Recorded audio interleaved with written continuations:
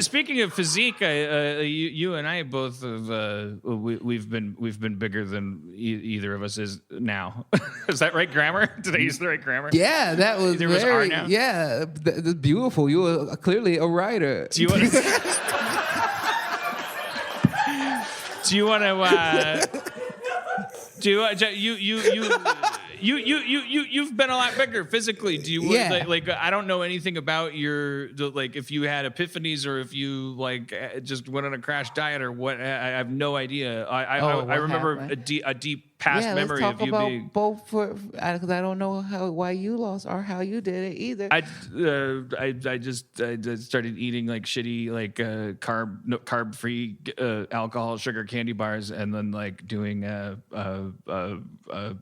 crack leg lifts in my in my living room, but crack. But did you what did you do when and what kind of results did you get? Or we could or we don't have to make it a fitness podcast. That's okay. We could talk about it a little bit. That's why I wasn't sure it was you at that airport. I was like, it looks like Skinny Ron Funches is getting patted down up there. Nice.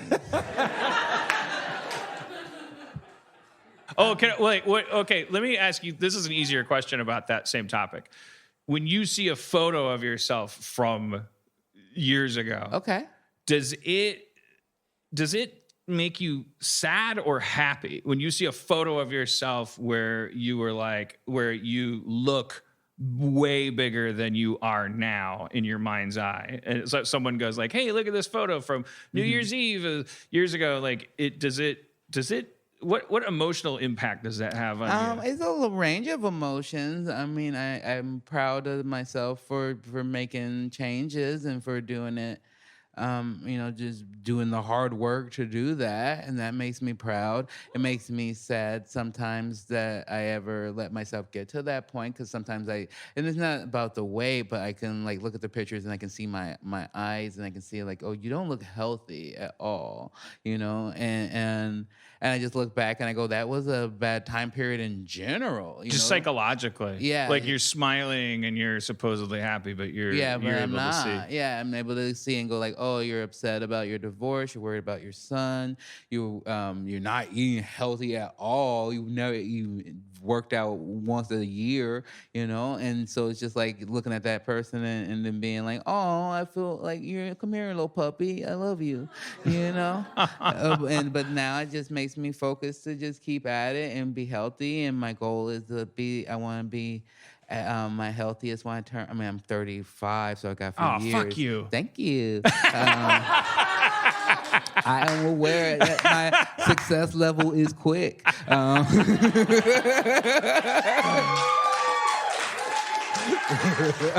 That's the greatest compliment we can give your generation. Yeah. Fuck you. Yeah. What do you think you're doing? Get off my lawn. That's what I yell now. I love it. But my goal is I just want to be my healthiest when I turn 40. That's my goal. And I want to see, and then I want to coast from there. Do you have that? It didn't occur to me to ask because we were talking about hurtfulness and like, taking down other people, hurting other people, and all that stuff. But what about self-abuse? Like, do you struggle with any kind of like? Do you have the capacity in you to like hurt yourself, say bad stuff to yourself? Yeah, of course. I've learned. That's been one thing I really have learned to shy away from, and I don't really enjoy it around me. Like people who are around me generally know that like I don't like if you put yourself down around me, I will be like, hey, we don't do that. You can do that on your own time, but we don't do that here.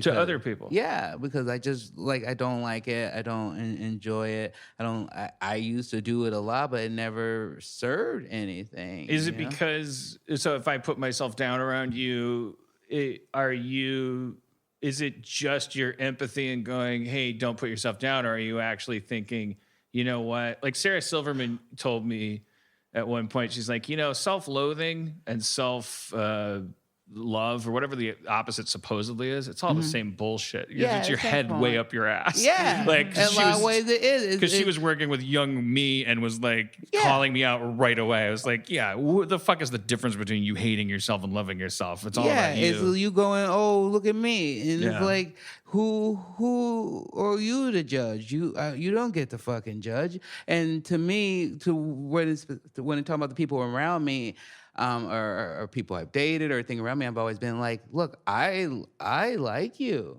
I like being around you. So if you're telling me, if you're telling me this stuff, are you telling me I'm wrong? Right. Like, are you telling me I'm a bad judge of character? Because one thing I've learned from my mom and from my mom being in an abusive relationship and shit like that is if someone tells you who they are, fucking believe them. So if you tell me you're a piece of shit, I will believe you.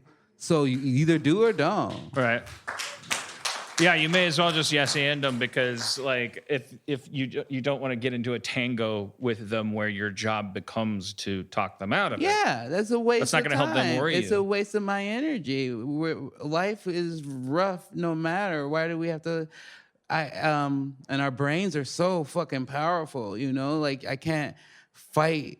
You can do things to change your reality, but I can't fight your perspective for you. You know, right? Like I can't fight your brain. You know. Yeah. Spencer, who's like a really big fan of yours, so it's a bummer he's not here. I know, I love Spencer.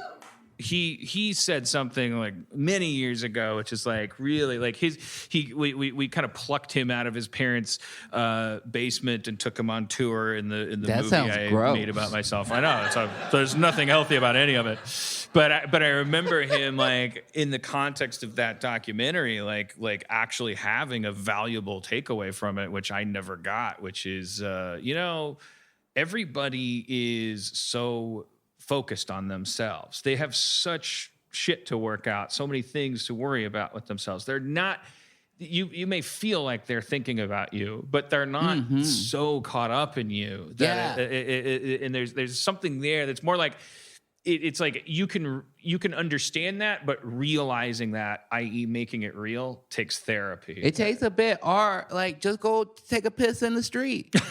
Like legit, like you could just do it. See who stops you? No one.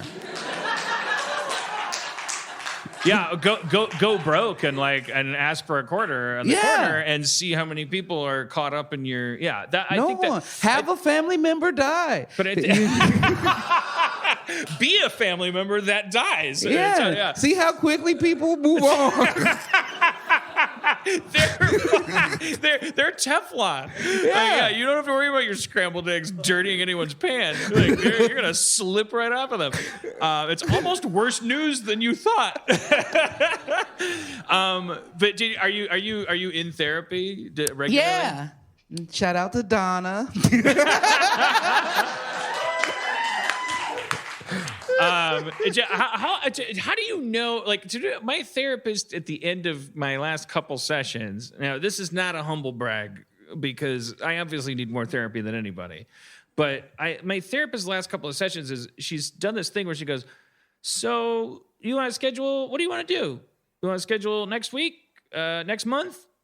And I'm wondering, like, is it like a chiropractor where eventually they go like, "Look, you know what you're supposed to be doing. My job isn't to do it for you 50 minutes a week. So why are you fucking coming in here?" Yeah. Like do you go to your therapist once a week or did you taper off? We taper off a little bit. I was seeing her once a week for a little bit. And then now it's been like once a month, once every few weeks, just to check in every now and again. Or if I feel like I need more, of course, I'll be like, hey, let's schedule. So I think it's just, I think it all just depends about what you need, you know? I kind of felt like my personal journey, like at this point from talking to her, I'm like, I said to her, well, look, I think it would be a mistake for me to like go, I'll only come to therapy when my life is so dramatic I have something to talk to you about, because it seems like my biggest challenge right now is I need to become a native of boredom. I need to stop. I have the compulsion. I feel like happiness has come to me and I have a neurological compulsion. I want to make things dramatic so that I know what to do. Like I have a role to play. If somebody tell me I'm behind schedule so I can fucking tell them it doesn't matter. And it's like, no, like once you get things. Well, I think that's part of even the therapy, right? Like with even the transition is a lot of it going like you gotta let go of old realities and old paths and things that don't serve you anymore. And if that's not true, then why do that? If you've worked so hard or fallen luckily into or whatever the situation be, how dare you? You know. You know I don't trust older white people. How dare you not know how hard I clawed my way up, you 35-year-old piece of shit. I am Spartacus. That's like we are. I am That's how I feel. We're all when Spartacus. people, Come on. Like, what the fuck? I'm like, you don't know what I've done. No, it's true. I mean, that's what the times have been. It's like it doesn't really matter. Like privileged, not privileged. The one thing that we all have in common is that someone implying that you're privileged is deeply offensive to you. Yeah. You could be born on a pile of beautiful like cloud, and like it would still. The most human part of you is the part of you that would be like, what are you talking about? If somebody said to you, "Hey, you've had it good," like the part of you that was like, "Fuck you," no, that would be the one part of you that's connected to everybody else, which is deeply unfortunate. I'm still trying to get accustomed to that. It's like this underdog story that I've crafted for myself. You know, like everybody's an underdog in comedy. We were just talking about that a minute ago. It's like that your nerd story rage doesn't thing. matter. That's what I've been trying to transition from. Is that you work so hard, especially if you don't live in LA. You're like, I want to get here, and then like I have my story, and it's like, well, every fucking person that made it to where you are has a story, so your story doesn't matter anymore. It's almost like thank God for some of the most horrible people in the world. Thank God for incels. Thank God, but for actually like taking that off of the plate, taking that out of the buffet, because you can't be outraged about. It's like, oh, that has a voice, that has a face, and it's not funny. It's not heroic. It's not noble. The idea that your unfuckability is hilarious or dramatic or a story at all. Maybe your unfuckability is just a thing that you need to work on. Yeah. It is Be about something. Get a craft. Get a passion. as we look back through our comedic archive, what we see are things that would one day become manifestos of terrorists who like played out as like hilarious 10-minute stand-up sets in front of a brick wall. Well, that's dramatic. Well, I guess what I'm saying is comedy does not age well, and the extent to which it does not age well increases by 6 years per month. Yeah, Ron, like you've been doing stand-up for a long time. Do you look back at like jokes that you did a long time ago and the shit that just didn't age well that you like? Is there anything you regret, or have you always kept it pretty, like you didn't cross those lines? No, I think any art form, right? If you don't look back at it and go, "Oh, I fucking am better now, and I wish I had done things better now," you're not growing. So it's like that's just part of it, and I think. I mean, but I don't go back and go like, "Oh, I used to be a Nazi." No, I might not have been as good at communicating what I was doing. I thought you were really funny back in your Nazi era. I mean, politics aside, it was actually just great craftsmanship. Thank you. Yeah, Philip Glass, you know, if you decode his numeric symphonies these days, it actually ciphers into a horrible condemnation of his earliest works. He's like, what was I thinking? And I just thought that was... I don't know. I just never, like the Beastie Boys. Dan, your joke was the Philip Glass of jokes. I just wanted to pick an artist. I thought it would be funny if Philip Glass was like, "I'm sorry, I didn't know what I was doing." Like he was like, "I'm sorry, that was really bad of me." When you went, yeah, what was I doing?